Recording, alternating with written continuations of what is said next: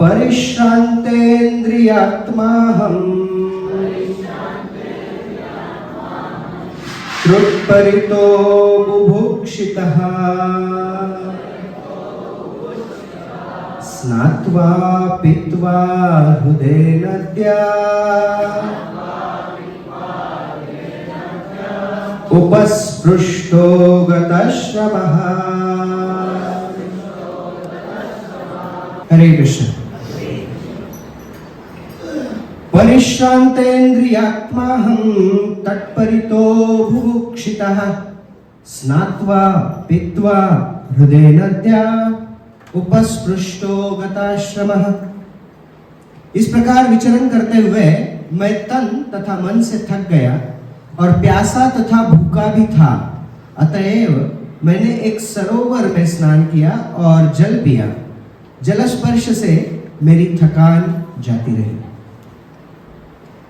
तो वर्णन ये आ रहा है कि व्यासदेव जी के साथ नारद मुनि का जो संवाद हो रहा है, तो जैसे अभी हमारे माधव प्रभु पानी पी रहे हैं, वैसे ही नारद मुनि बता रहे हैं मैंने भी पानी पिया है ना। कितनी अजीब बात है ना। क्या बता रहे हैं? सरोवर में स्नान किया और नदी का पानी पिया।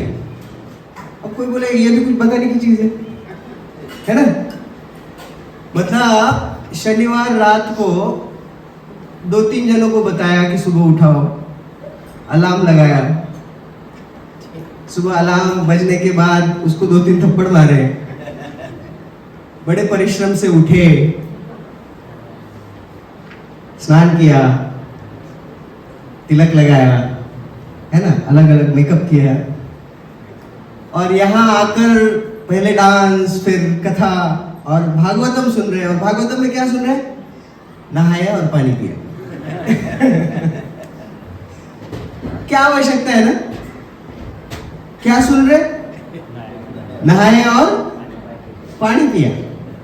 अभी संसार में कितनी सारी चीजें हैं जिसके विषय में हमें सुनना अच्छा लगता है, और यहां आकर क्या सुन रहे हैं? नहाया और पानी पिया। वास्तविक रूप में ये क्यों महत्वपूर्ण है? क्योंकि ये श्रीमद् भागवतम में है ना। श्रीमद् भागवतम एक पुस्तक है ना। ये श्रीमद् भागवतम पुस्तक है और हमारे सामने है। लोग कहते हैं, आपने कभी भगवान को देखा है क्या? किसी ने देखा है भगवान को? रोज दिखते हैं। देखो भगवान कितने दयालु है। अपने भक्तों के लिए वो ना केवल दर्शन देते हैं, अभी तो उनके हाथ में भी आ जाते हैं, है ना। जैसे भगवान जब विग्रह रूप धारण करते हैं तो विठ्ठल, बालाजी, साक्षी गोपाल, उडुपी कृष्णा अलग अलग रूप धारण करते हैं। बांके बिहारी बनते हैं, अयोध्या में रामलला बनते हैं विग्रह रूप में। क्यों? क्या जरूरत है विग्रहों की? कई बार लोग कहते हैं। वास्तविक रूप में भगवान का जो अस्तित्व है, उस अस्तित्व को हम किस रूप से समझें, ये बहुत बड़ा प्रश्न होता है।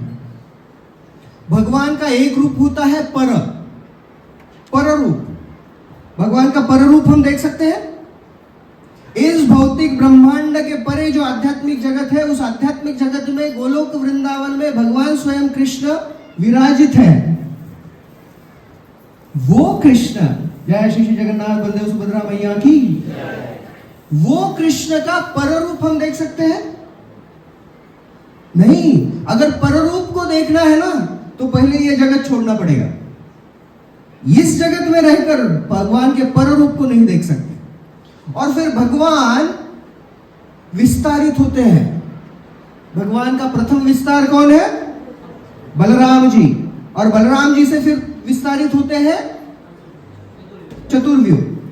चतुर्व्यूह में कौन है? नारायण, संकर्षण, प्रद्युम्न और अनिरुद्ध। ये प्रथम चतुर्व्यूह। फिर द्वितीय चतुर्व्यूह। तो पहला भगवान का स्वरूप है पर रूप। तो भगवान के पर स्वरूप को हम नहीं देख सकते।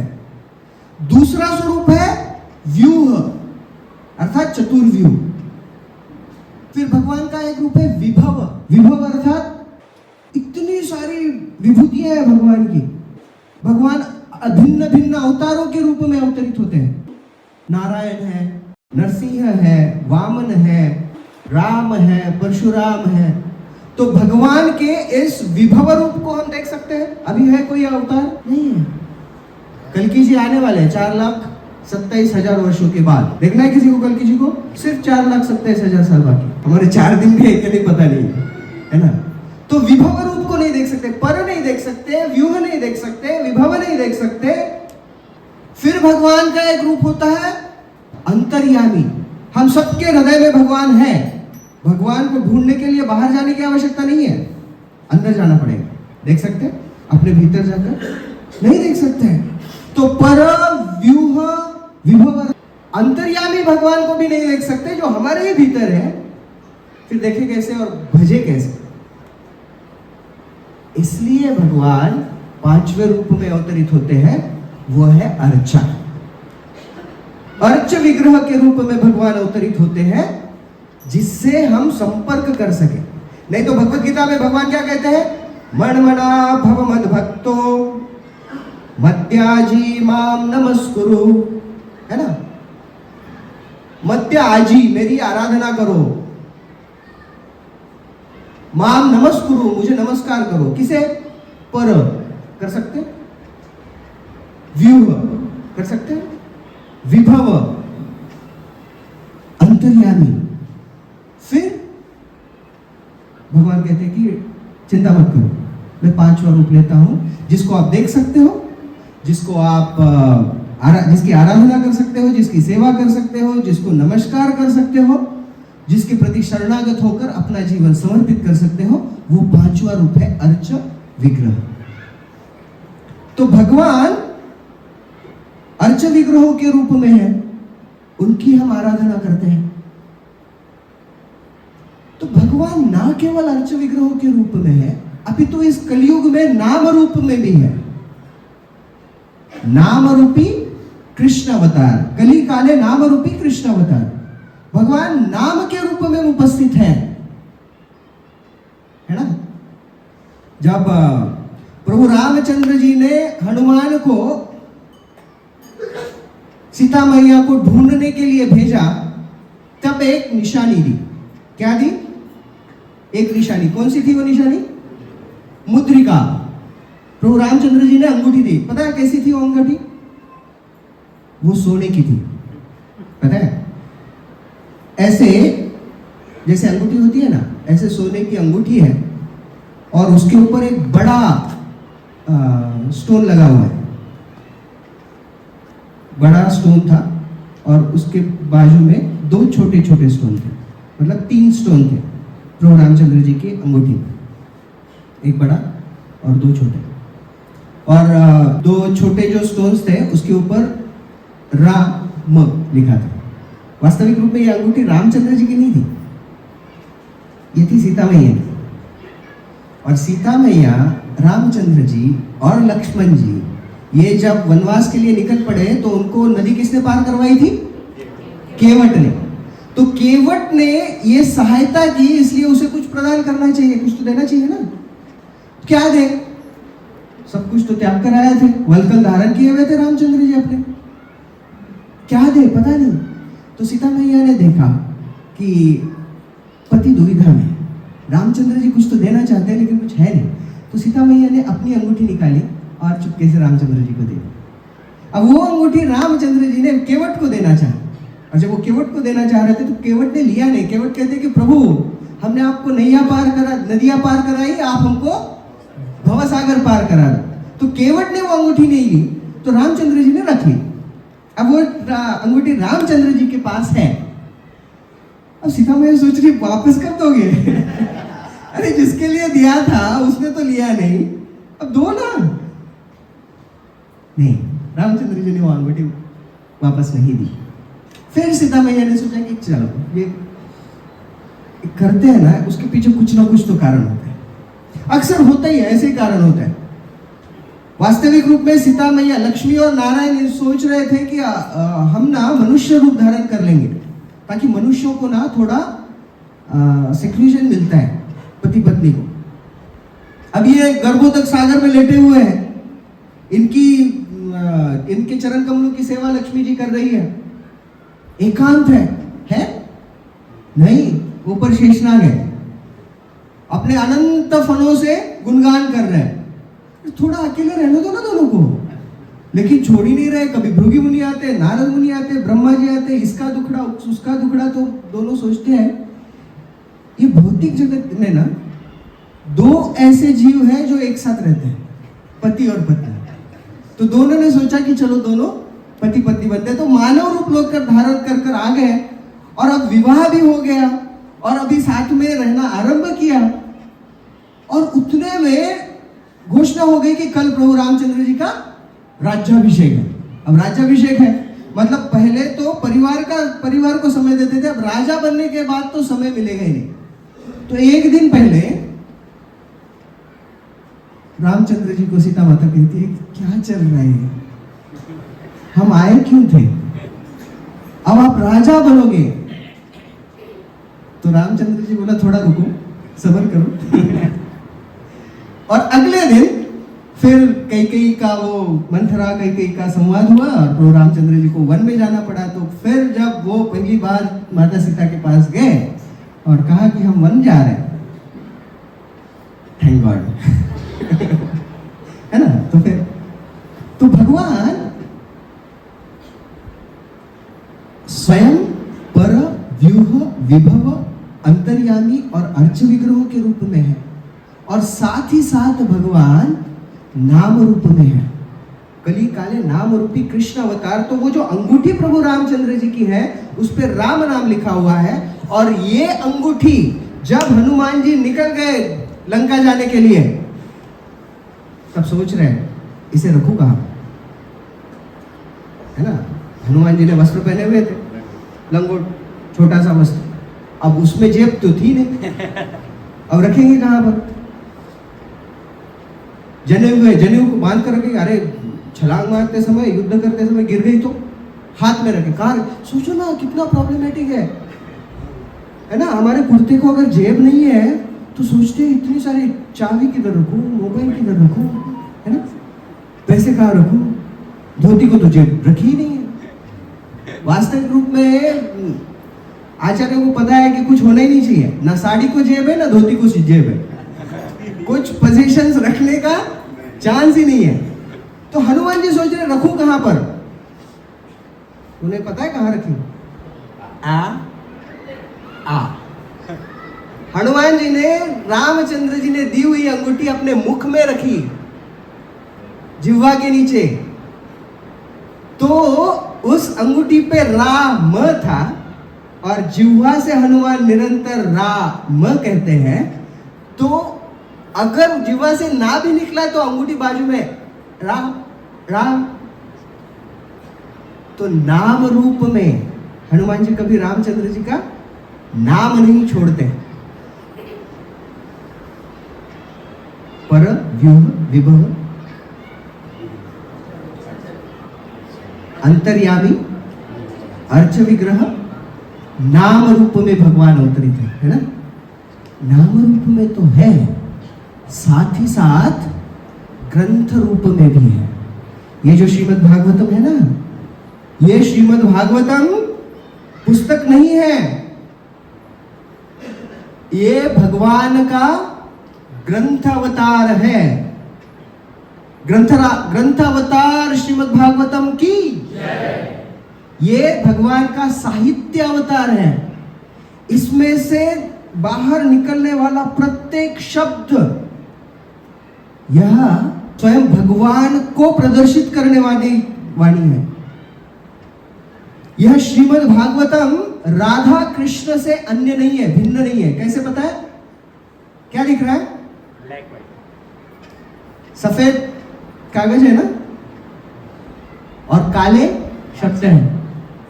काले कौन है? कृष्ण। और सफेद कौन है? राधा रानी।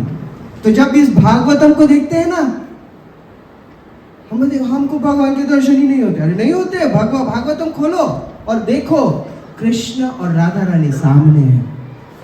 ये श्रीमद् भागवतम है, ये साधारण पुस्तक नहीं है, स्वयं कृष्ण है ना। हम ऐसा सुनते हैं कि भगवत गीता अर्थात भगवान के शब्द और भागवतम अर्थात भगवान के बारे में शब्द। सही है, लेकिन भागवतम भगवान से अभिन्न भी है, भगवान का ग्रंथ एवं साहित्यिक अवतार है श्रीमद् भागवतम। इसीलिए इस भागवतम से जो बताया जा रहा है ना, ये श्रेष्ठ है। वैसे तो पानी पिया और नहाया, ये मोबाइल का ऐप भी बताता है। बताते हैं? आजकल ना लोग इतने बिजी हो गए, इतने बिजी होते, इतने बिजी नहीं हो जाते हैं कि मोबाइल में ऐप में रिमाइंडर डालकर रखते हैं। फिर 3 बजे वो बजता है, टुक टुक पानी पी लो। किस किस ने देखा है आज तक मोबाइल में वाटर रिमाइंडर ऐप? काफी जनों ने देखा है, बाकी लोग अपना आप पानी पीते हैं।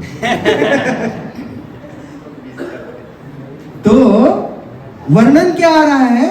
नारद मुनि, जैसे पिछले सप्ताह कन्हैया ठाकुर प्रभु ने बताया कि कैसे कैसे वो अनेक अनेक पर्वतों से, नदियों से सबको पार करते हुए जा रहे हैं नारद मुनि। और आज के श्लोक में नारद मुनि कह रहे हैं कि मैं जब इस मेरी यात्रा पर था तो मैंने 2 अनुभव किए। पहला, मैं थक गया, और दूसरा, मुझे प्यास लगी। नारद मुनि कहाँ गए, जा रहे थे? कहाँ जा रहे थे? उत्तर दिशा में जा रहे थे। क्यों जा रहे थे? वो ढूंढने, वो कहाँ गए? जाने कहाँ वो लोग चले गए, है ना। हम ये ढूंढते हैं, नारद मुनि ढूंढ रहे, जाने कहाँ गए वो लोग, और उनको ढूंढने के लिए नारद मुनि निकल पड़े। और जब जा रहे थे, अभी हम भी जाते हैं ना, कभी कभी हम यात्रा पे जाते हैं। कैसे जाते हैं? पहले एडवांस पार्टी जाता है, फिर वहां पर बुकिंग करता है, फिर जब जा रहे हैं तो मान लो औरंगाबाद से मथुरा जा रहे हैं वृंदावन यात्रा के लिए, अब ये औरंगाबाद से जगन्नाथपुरी जा रहे हैं, तो फिर जो ट्रेन है, उस ट्रेन में बीच बीच में जो गांव लगते हैं, उन गांवों में फिर बता देते हैं, वर्धा में प्रभु जी है क्या, कोई प्रसाद ला कर देगा ट्रेन में, है ना। कितना प्रयोजन करते, कितना प्रयोजन करते हैं भगवान को ढूंढने के लिए, भगवान को मिलने के लिए, कृष्ण कथा को सुनने के लिए जा रहे हैं, और बहुत प्रयास कर रहे हैं, जो बहुत प्रयोजन भी कर रहे हैं। नारद मुनि जब निकल पड़े तो क्या प्रयोजन किया उन्होंने? कुछ भी नहीं। उन्होंने वास्तविक रूप में चिता भी नहीं रची अपनी माता के लिए। वो जो झोपड़ी में रहते थे, उसी झोपड़ी में माता सी उन्होंने अपनी पत्नी को, माफ कीजिए, अपनी माँ को रखा, माँ के शव को रखा, और अग्नि संस्कार वहीं पे हो गया, ताकि अग्नि संस्कार भी हो गया और उनके पोजीशन में उनका जो था वो सब कुछ जल गया। तो नारद मुनि प्रयत्न कर रहे हैं कि अपने पोजीशंस, अपनी जो संपत्ति है, अपनी जो मालकी की चीजें हैं, वो धीरे धीरे कम हो जाए। जब श्रील प्रभुपाद जी को पता चला कि उनकी फैक्ट्री जल गई, तो प्रभुपाद ने कहा कि धन्यवाद भगवान, एक एक आसक्ति आप कम करवा रहे हैं। गिरियारोहण जानते हैं? गिरियारोहण अगर करना है ना, तो उसके लिए स्पेशल बैग होता है। वो बैग बिल्कुल लाइट होता है, एकदम हल्का फुल्का, और उसमें सिर्फ जो जरूरी चीजें हैं वही चीजें व्यक्ति बैग में रखता है, और जैसे जैसे ऊपर जाता है ना, एक एक चीज निकाल कर फेंकता है, और ऊपर जब जाता है तब अपने शरीर का कपड़ा भी उसको बोझ लगने लगता है चढ़ने के लिए। जितना पोजीशंस कम, उतना हल्का होकर वो ऊपर जाकर झंडा गाड़ सकता है गिरियारोहण। तो नारद मुनि एक एक चीज त्याग कर कर जा रहे हैं, और जाते समय जैसा हम अनुभव करते हैं वैसा ही अनुभव नारद मुनि कर रहे हैं। हम थकते हैं ना, सुबह से कीर्तन में है, गुरु पूजा में है, डांस कर रहे हैं, थक गए। फिर प्रसाद है, बढ़िया प्रभु आते हैं कि चलो प्रसाद रेडी है 7:30 बजे। हम थकते हैं और थकने के बाद क्या करते हैं? हम सो जाते हैं। नारद मुनि ने क्या कहा? नारद मुनि ने क्या किया? नारद मुनि ने सरोवर में जाकर स्नान किया। वास्तविक रूप में हम थकते क्यों? पहली थकान आती है हमारे शारीरिक कष्ट से। पहली थकान आती है हमारे शारीरिक कष्ट से। जब हम चलते हैं, दौड़ते हैं, वजन उठाते हैं, हाथ पैर हिलाते हैं, कुछ काम करते हैं तो थकते हैं, हमारा शरीर थकता है। आजकल देखा जाए ना तो हम बाहरी रूप से थक ही नहीं रहे, है ना? हर चीज पास में है, मतलब बहुत कष्ट करने की जरूरत ही नहीं है। गांव में कुछ माताएं जब पानी भरती थी तो बड़े बड़े घड़े लेकर, ये घड़े कमर पर एक घड़ा, इधर एक घड़ा, सर पे एक घड़ा, और चलते जा रहे हैं। अभी हमको पानी कहीं से लाने की जरूरत है ही नहीं, घर में ही है। पहले धान चुनने के लिए बहुत कुछ परिश्रम करना पड़ता था, तब जाकर गेहूं आए, फिर उसका आटा बनाए। अभी सब रेडीमेड मिलता है, सब कुछ रेडीमेड हो रहा है। और जैसे जैसे सब सारी चीजें रेडीमेड होती जा रही है, वैसे वैसे हमारा शारीरिक कष्ट दूर होता जा रहा है। हम थक नहीं रहे हैं, लेकिन फिर भी थके हुए हैं। क्यों? क्योंकि बाहरी रूप से, शारीरिक रूप से हम थक नहीं रहे हैं, हम मानसिक रूप से थक रहे हैं, चिंताओं से थक रहे हैं। तो एक थकना होता है शारीरिक रूप से, एक होता है मानसिक रूप से, और तीसरा होता है आध्यात्मिक रूप से। नारद मुनि शारीरिक रूप से थके, उन्होंने स्नान किया, प्यास लगी, जल पिया और निकल पड़े अपनी यात्रा पर। लेकिन हम जब थकते हैं तब कभी कभी वो इतना बड़ा ठहराव हो जाता है कि आगे चल पाना बहुत कठिन हो जाता है। बड़ी उत्साह से, बड़े स्फूर्ति से भक्ति करना शुरू कर देते हैं। अगर कोई थकावट आ गई तो फिर से उस उत्साह पाने के लिए, फिर से उस उत्साह को प्राप्त करने के लिए कई वर्ष निकल जाते हैं। ऐसा ना हो कि कभी कभी ये जीवन ही निकल जाए, हम ठहराव में रुके तो बस रुके ही रहे। नहीं, तो नारद मुनि जब थके, उन्होंने स्नान किया। तो शारीरिक थकावट दूर करने के लिए स्नान आवश्यक है। मानसिक थकावट दूर करने के लिए किसी चीज में संलग्न होना आवश्यक है, सेवा में संलग्न होना आवश्यक है। इसलिए कहता है सवय मनः कृष्ण पदारविंदयो वाचांसि वैकुंठ गुणानुवर्णने। हमारे मन को निरंतर भगवान की सेवा करने की कार्य प्रणाली में नित्य रत कर देना चाहिए, है ना? गांव में कभी कभी बछड़े को जब बांधते हैं ना, तो इतना लंबा बांधते हैं कि वो इधर उधर घूम सके, है ना? मुझे याद है, मेरी दीदी बताती थी कि एक गांव में वो रहती थी शादी होने के बाद, और उसकी जो बेटी थी वो बड़ी शरारती थी, छोटी 1-1.5 साल की। अब घर में वो अकेली रहती थी और काम घर के सब करने हैं, तो वो ऐसे जो कपड़ा है उसके पैर को बांधती थी, और फिर एक लंबा ओढ़नी जैसा उसको बांध के फिर अपना काम कर, मतलब पता है इधर उधर घूमेगी, लेकिन इस सीमा के बाहर नहीं जाएगी। वो जो ओढ़नी की लंबाई है उतने रेडियस में ही वो खेलेगी, उसके आगे नहीं जाएगी, बची रहेगी इसी स्थान पर। तो उसी प्रकार से हमें अपने मन को बांध देना चाहिए। किसको? देखो, जिस चीज को बांधे वो भी तो तगड़ी चीज होनी चाहिए ना। नहीं तो इस छोटी बच्ची को बांध दिया, और किसको बांधा? एक बाल्टी को। अब ये घूम रही, बाल्टी भी घूम रही। जिस चीज को बांधा वो फर्म होनी चाहिए, वो हिलनी नहीं चाहिए। और सबसे फर्म, सबसे मजबूत चीज क्या है? भगवान के चरण कमल, है ना। ज्यादा घूम नहीं सकते, वो भी टेढ़े करके बैठे हुए ऐसे, है ना।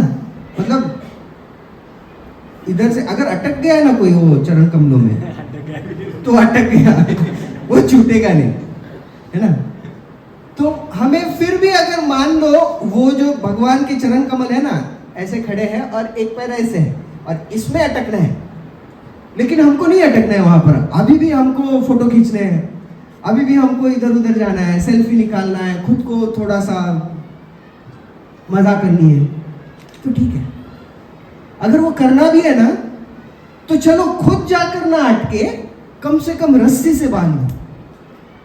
इतनी बड़ी रस्सी हो कि उनकी दृष्टि से दूर ना जाए, मतलब घूमेंगे, है ना। मान लो ये मधुवन हमारी खूंटी है, हमारा मधुवन क्या है? खूंटी है, खूंटी। इस खूंटी से बांध लो अपने आप को, फिर वो 7.5 किलोमीटर लगा तो हड़कों तक जाएंगे, है ना। 9 किलोमीटर लगा तो पड़ेगांव जाएंगे, 15 किलोमीटर की रस्सी रहेगी तो वालुस तक जाएंगे। लेकिन इस सर्कल में घूम के फिर से यहाँ आएंगे जरूर, है ना। तो भगवान के चरण कमलों के खूंटी को अपने मन को बांध देना पड़ेगा। अगर मन थकता है तो भगवान के चरण कमलों की सेवा के कार्यों में खुद को लगाना पड़ेगा, तब जाकर मन की थकान दूर होगी। और अगर मन थका नहीं रहेगा ना, तो शारीरिक थकान तकलीफ नहीं देती है ना। ये थोड़ा सा रिवर्स कैलकुलेशन है। अगर शरीर थक गया बहुत तो हम बैठे रहेंगे, लेकिन अगर मन बहुत उत्साही रहेगा ना, तो उस थके शरीर से भी हम कार्य करेंगे, है ना। जगन्नाथपुरी में जब भक्त जाते हैं तो सुबह 7-8 बजे तैयार होकर गए रथ के सामने, तब से लेकर 5-6 बजे तक पानी मिला तो मिला, खाने को मिला तो मिला, नाच रहे, पसीने से लथपथ हो रहे हैं ना। बारिश तो होती, इंद्रदेव आते हैं, वो नहीं हुई तो लोग फवारे मारते हैं। शरीर बहुत थकता है, लेकिन फिर भी उत्साह में हम चले रहते हैं। क्यों? क्योंकि शरीर थका हुआ है, लेकिन मन उत्साही है।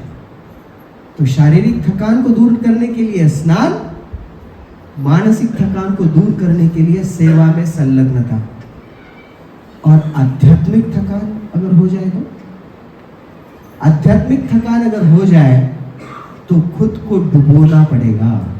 जैसे नारद मुनि ने खुद को सरोवर में डुबोया स्नान करने के लिए, वैसे हमको डुबोना पड़ेगा कृष्ण कथा में। कृष्ण की कथा में अगर हम डूब जाए, कृष्ण की कथा में अगर हम पूरी तरह से संलग्न हो जाए, रममान हो जाए, उसमें नहाने लगे, गोते लगाने लगे। इसीलिए भक्ति रसामृत सिंधु कहा जाता है ना। भक्ति रस अमृत सिंधु। तो उस सिंधु में गोते लगाने पड़ेंगे, डूबना पड़ेगा। जितना हम उस भक्ति रस के अमृत के सिंधु में डूबेंगे, नहाएंगे, उतनी हमारी आध्यात्मिक थकान दूर हो जाएगी, हम प्रफुल्लित रहेंगे, है ना। कभी कभी लोगों को लगता ही है हरे कृष्ण वाले ऐसे बबलिंग क्यों रहते हैं? क्योंकि थकान है ही नहीं। शारीरिक थकान से मनुष्य थकता नहीं है। मानसिक और आध्यात्मिक थकान अगर हो ना, तो वो कभी उठ नहीं पाएगा। तो नहाना चाहिए, नहाना चाहिए, रोज नहाना चाहिए।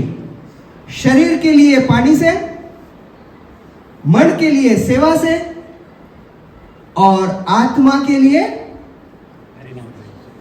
कृष्ण नाम और कृष्ण कथा से रोज नहाना चाहिए। रोज सोते समय अपने आप से पूछना चाहिए, आज मैं नहाया क्या?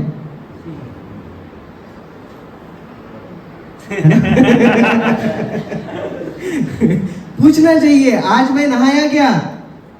हाँ, मेरा शरीर तो नहाया। किससे? पानी से। हमारा अस्तित्व ही ऐसे होता है। हनुमान जी हनुमान जी के पिता कौन कौन है? हनुमान जी के पिता है केसरी, हनुमान जी के पिता है वायु, और हनुमान जी के पिता है जिनसे वो आए शंकर स्वयं, शिव जी से आए ना। कैसे? तीन पिता। उनका जो शरीर है ना, हनुमान जी का शरीर प्राप्त हुआ केसरी और माता अंजना से। हनुमान जी का प्राण वायु है वायुदेव से, और जो आत्मा है ना वो शिव जी। तो शरीर को साफ करने के लिए पानी, मन को साफ करने के लिए कृष्ण सेवन, और आत्मा के लिए कृष्ण नाम और कृष्ण कथा। अब नारद मुनि कह रहे हैं कि मैं थक गया। दो चीजों का उन्होंने अनुभव किया। अनुवाद लगा तो नारद मुनि कह रहे हैं कि मैंने दो चीजों का अनुभव किया। पहली चीज, मैं थक गया, और दूसरी चीज, मुझे प्यास लगी। है ना? नारद मुनि कह रहे हैं कि मुझे प्यास लगी। थक गया तो सरोवर में स्नान किया, और प्यास लगी तो नदी का पानी पिया। है ना? तो अगर शरीर को प्यास लगती है, मुख सूखने लगता है, गला सूखने लगता है, तो क्या करना पड़ेगा? पानी पीना पड़ेगा। पानी का टेस्ट कौन सा है? कैसा है पानी का टेस्ट? मीठा है?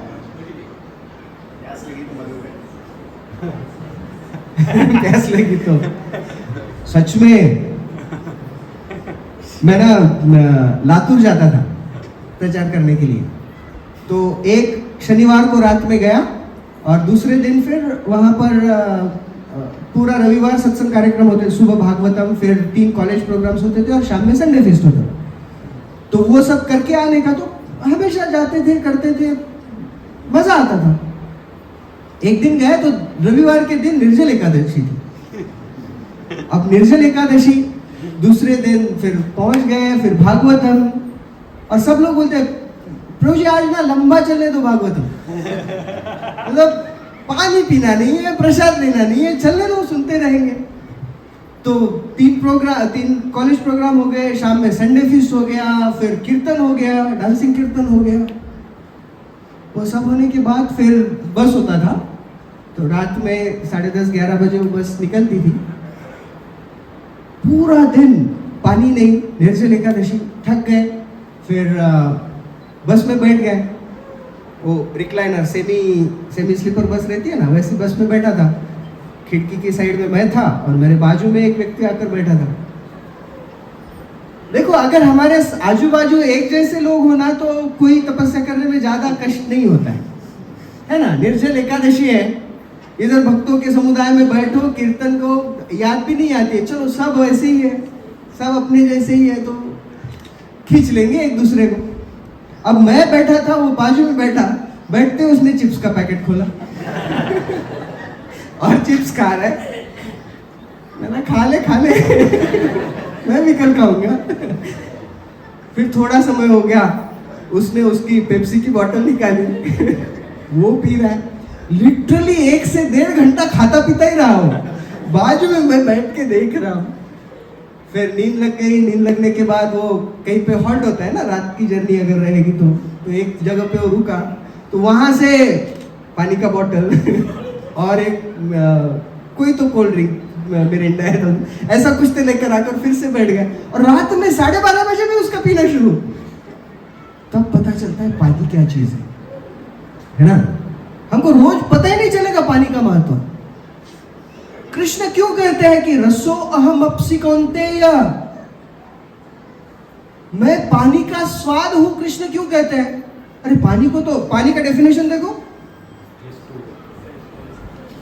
टेस्ट, उसका टेस्ट है definition, it is a tasteless liquid, उसमें कोई टेस्ट ही नहीं है।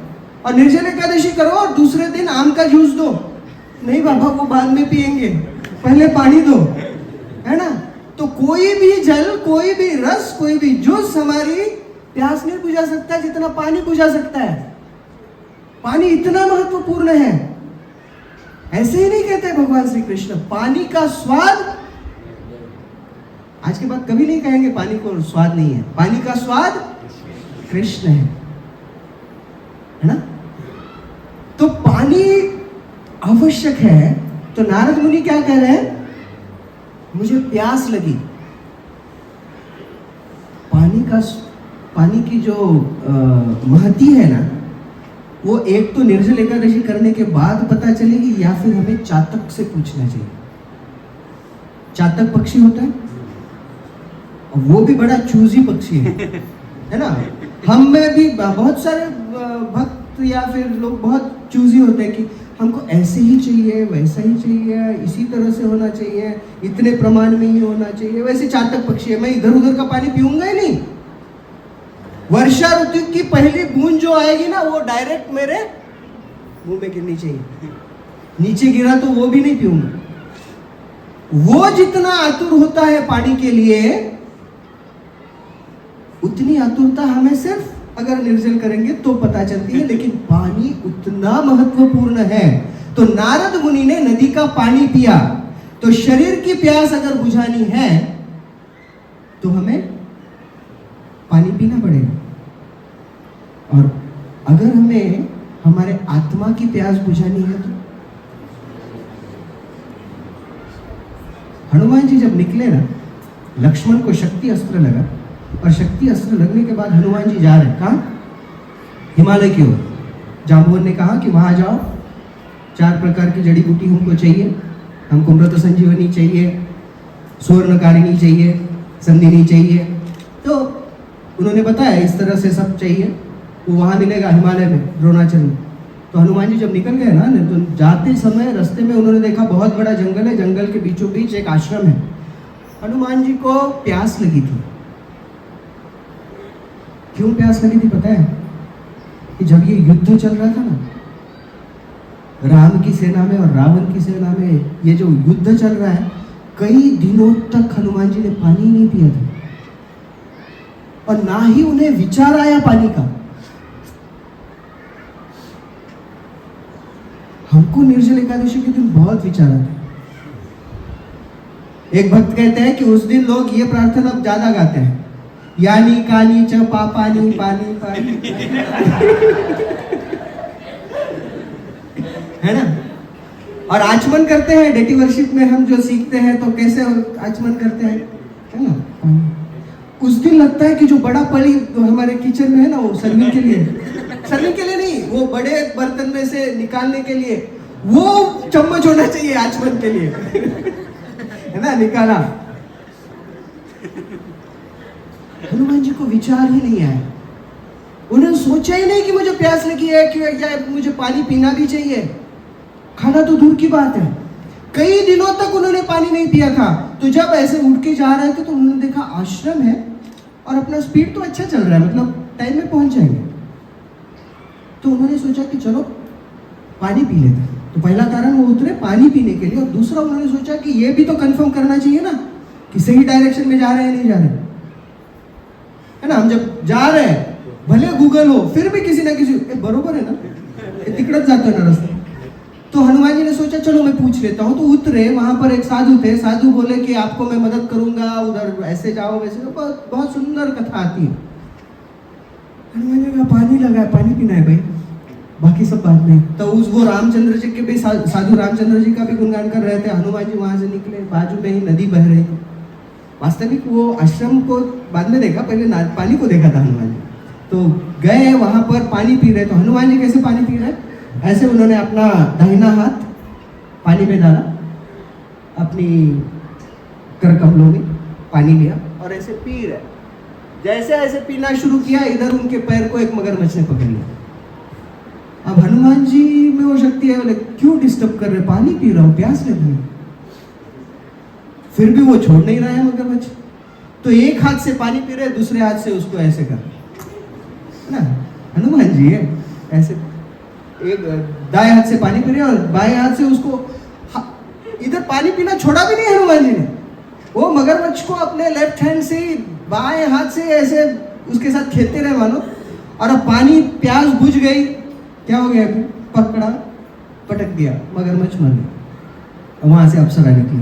फिर वो बोलती है कि ये जो साधु है ना, साधु नहीं है, कौन है वो, काल नेमी है। तो हनुमान जी को प्यास लगी, वो भी पानी पी रहे। तो शरीर की प्यास अगर बुझानी है तो पानी पीना पड़ेगा, लेकिन अगर आत्मा की प्यास बुझानी है, सोचो हमने कब से नहीं पानी पीना है। निर्जल एकादशी ऐसे होता है ना, कट टू कट चलते हैं हम, इतना टाइम मैनेजमेंट कभी नहीं करते है ना।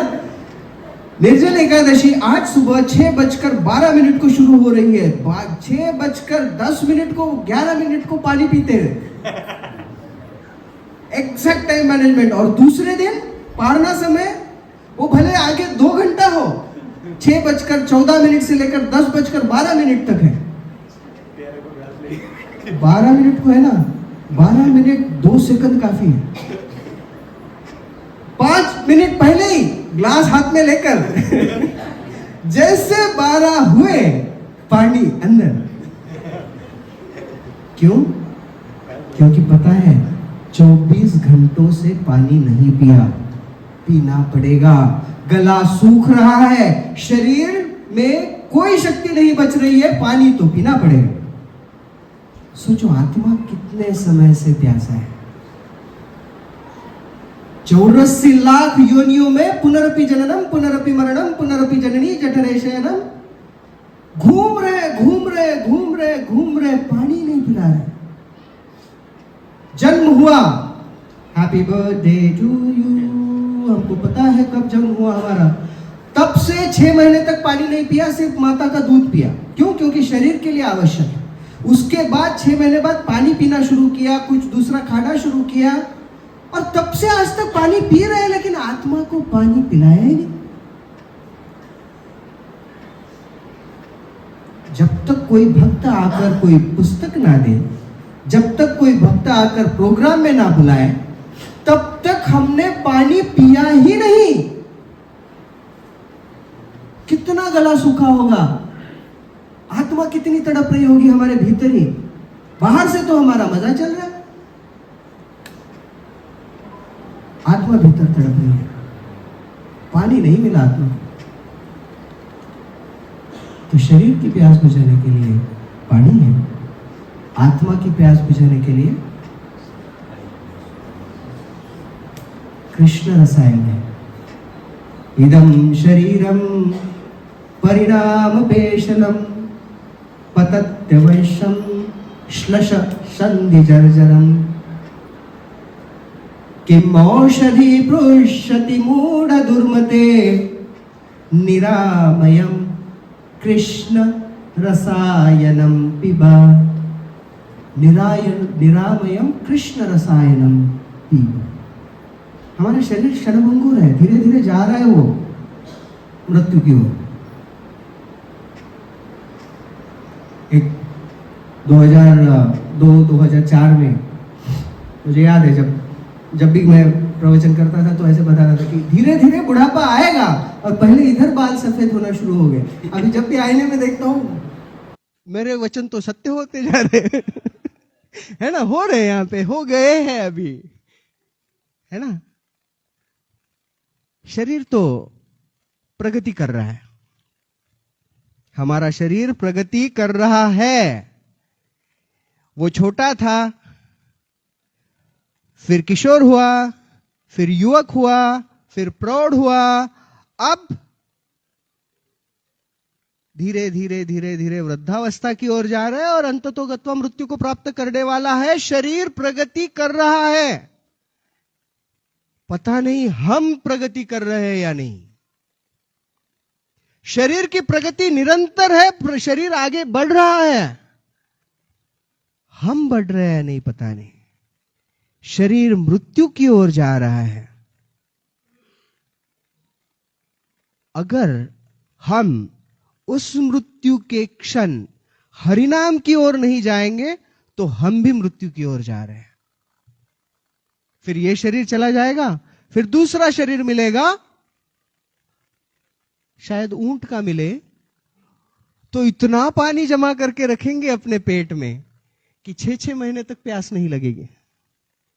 लेकिन वो सारे जन्म कभी मच्छर बन जाएंगे, कभी कछुआ बन जाएंगे, कभी सूअर बनेंगे, कभी जिससे हमको डर लगता है वो कॉकरोच बन जाएंगे, और कोई आकर फटका मार के हमें मार देगा। पता नहीं क्या क्या बनेंगे। फिर मनुष्य जन्म प्राप्त होगा। इतना पेशेंस है?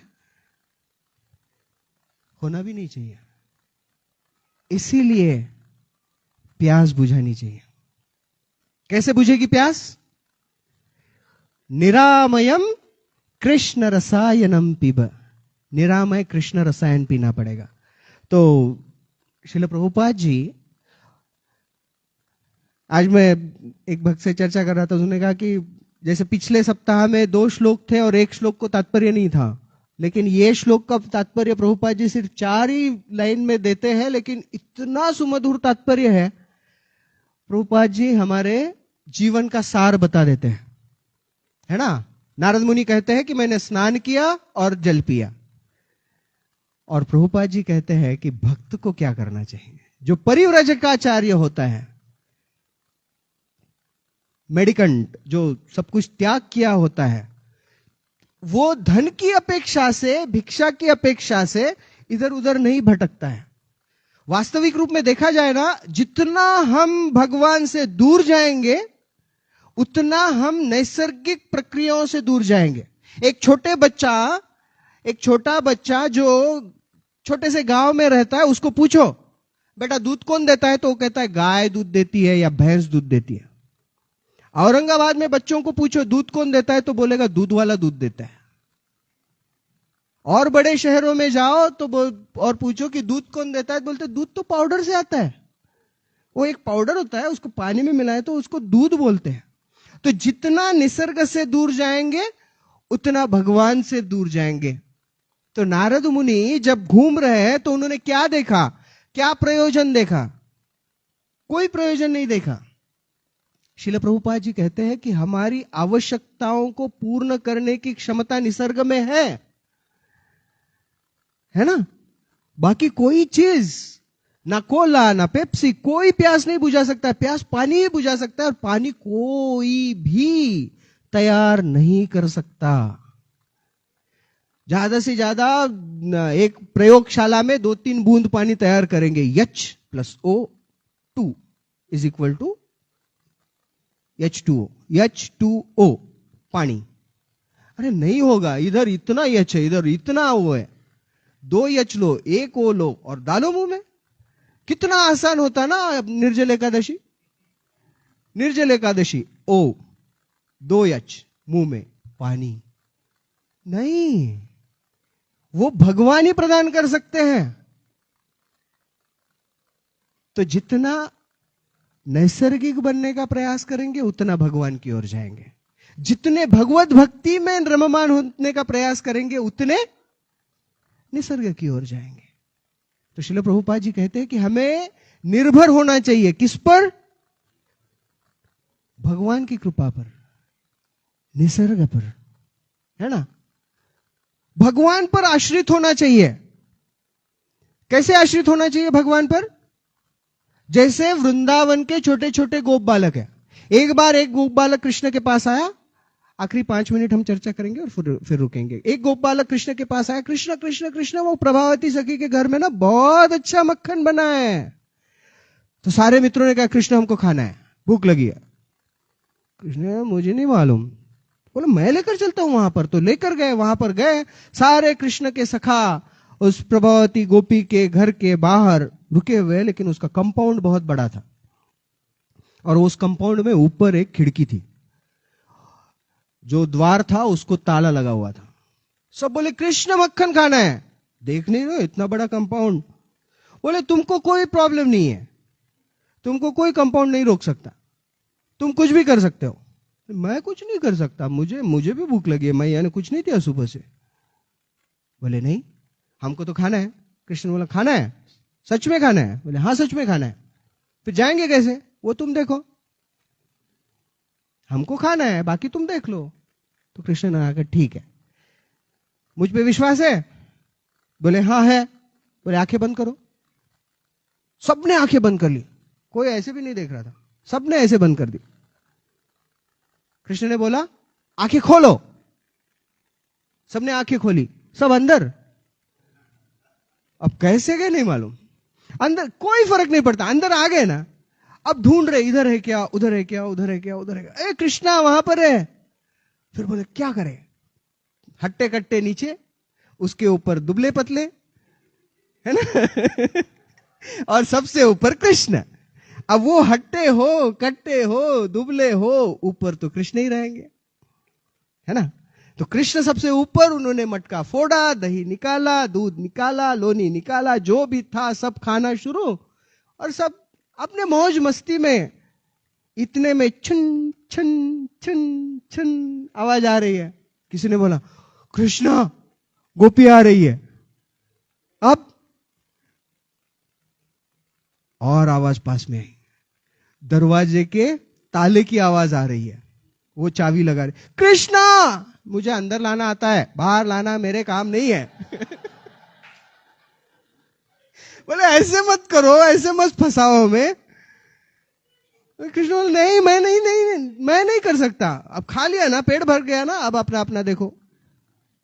कृष्णा प्लीज, बाहर जाना है, पेट भर गया, अब पीठ पे कुछ नहीं चाहिए। कृष्ण ने कहा ठीक है, मुझ पे विश्वास है? बोले है। बोले आंखें बंद करो। सबने आंखें बंद कर दी। आंखें खोलो, सब बाहर, एक छोड़कर। एक ने सोचा ये करता क्या है,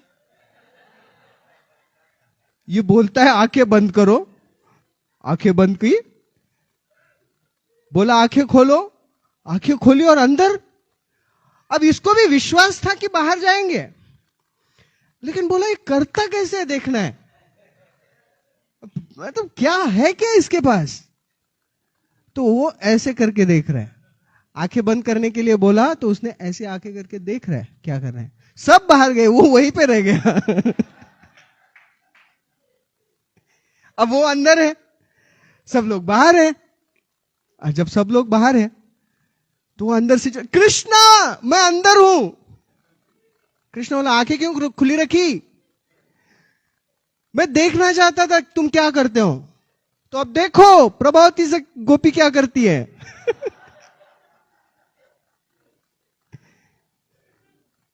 प्रभावती सखी ने दरवाजा खोला, और जैसे दरवाजा खोला वो अंदर आए। देख रही है, यही है वो जिसने पूरा कांड किया है यहां पर। कृष्णा बचाओ, इसने कुछ तो किया, कुछ तो डिब्बा उब्बा लिया, और वो डिब्बे पे चढ़ के वो खिड़की से बाहर आने का प्रयास कर रहा है। और जैसे वो खिड़की से बाहर आने का प्रयास कर रहा है, सखी गोपी ने उसे पकड़ लिया पीछे से। कहां जा रहा है? पीछे से एक लाठी ली और उसको खिला रही है प्रसाद चिल्ला रहा है कृष्ण बचाओ बचाओ बचाओ बचाओ। कृष्ण बोला आंखें क्यों खोली रखी? बोला था ना बंद कर दे। आगे तो मैं कभी आंखें नहीं खोलूंगा एक बार का मुझे बाहर निकालो। कृष्ण ने कहा आंखें बंद करो, और क्या आंखें बंद की। प्रभाव वो गोपी को भी नहीं समझा वो बाहर कैसे चला गया, और वो बाहर आ गया। कृष्ण हमें कहते हैं आंखें बंद करो, हम कहते हाँ बोलो, हम आंखें नहीं बंद करते हैं।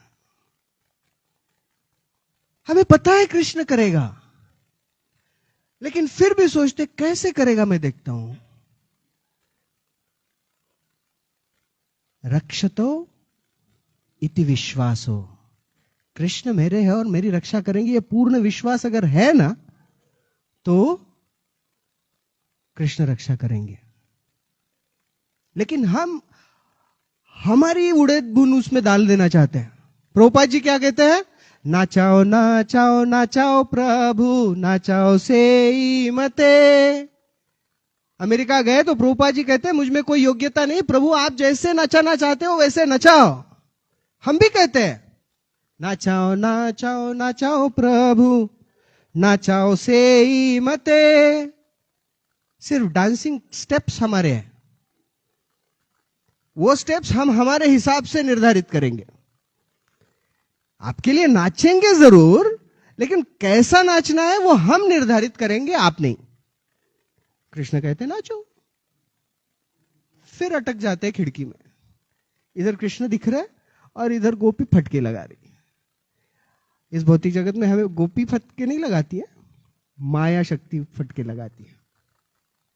तो आवश्यक है कृष्ण पर विश्वास हो, कृष्ण के प्रति अगर शरणागति हो तब जाकर आत्मा की प्यास बुझेगी, है ना।